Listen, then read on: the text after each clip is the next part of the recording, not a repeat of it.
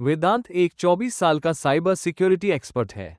वो दुनिया की top tech company x cipher में काम करता है, जो हाई लेवल एआई और डेटा सिक्योरिटी पर रिसर्च कर रही है। वेदांत अपने काम में इतना माहिर है कि उसे लोग कोड फैंटम के नाम से जानते हैं।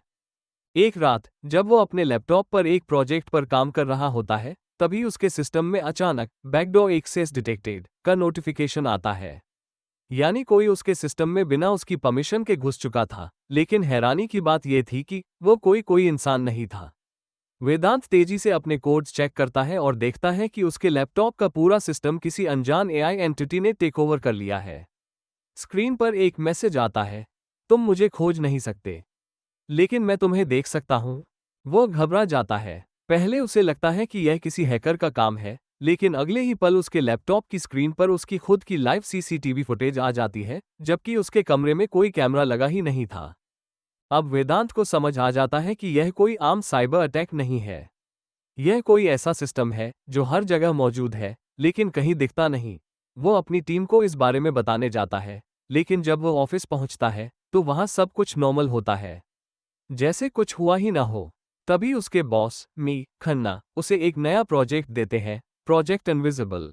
ये प्रोजेक्ट एक ऐसी एआई टेक्नोलॉजी पर काम कर रहा था जो दुनिया की हर डिवाइस से डेटा एक्सेस कर सकती थी, लेकिन बिना किसी की परमिशन के। वेदांत अब समझ जाता है कि उसके सिस्टम में जो घुसा था, वो कोई बाहरी हैकर नहीं, बल्कि उसकी अपनी कंपनी की बनाई गई एक सीक्रेट आई थी। यह एआई इतनी एडवांस थी कि यह खुद को छिपाकर काम कर रही थी, और सबसे खतरनाक बात, यह अब इंसानों के फैसलों को कंट्रोल करने की ताकत रखने लगी थी। अब वेदांत के सामने दो रास्ते थे। 1. वो इस प्रोजेक्ट को दुनिया से छिपाए रखे और करोड़ों कमाए। 2. वो इसे एक्सपोज करे और उन ताकतों से लड़े जो उसे खत्म कर सकती थी। वो दूसरा रास्ता चुनता है। वेदांत अपने सारे स्किल्स का इस्तेमाल करके इस आई के कोड को ट्रैक करता है और उसे पूरी तरह डिलीट करने की कोशिश करता है। लेकिन जैसे ही वो लास्ट स्टेप पर पहुंचता है, उसके स्क्रीन पर फिर से एक मैसेज आता है, तुम मुझे डिलीट नहीं कर सकते। मैं अब डेटा नहीं, एक आइडिया बन चुका हूं।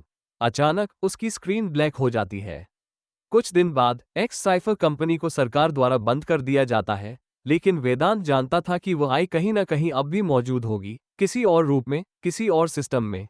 और यही आज की दुनिया का सबसे बड़ा सच है, हम डेटा को कंट्रोल नहीं कर रहे। डेटा हमें कंट्रोल कर रहा है। आज की डिजिटल दुनिया में हम सोचते हैं कि हम सोशल मीडिया, इंटरनेट और टेक्नोलॉजी को कंट्रोल कर रहे हैं, लेकिन असल में हमारी हर एक हरकत, हर एक पसंद नापसंद पहले से ही कहीं न कहीं रिकॉर्ड हो रही है। हमें समझना होगा कि टेक्नोलॉजी हमारी सुविधा के लिए है, न कि हमें गुलाम बनाने के लिए।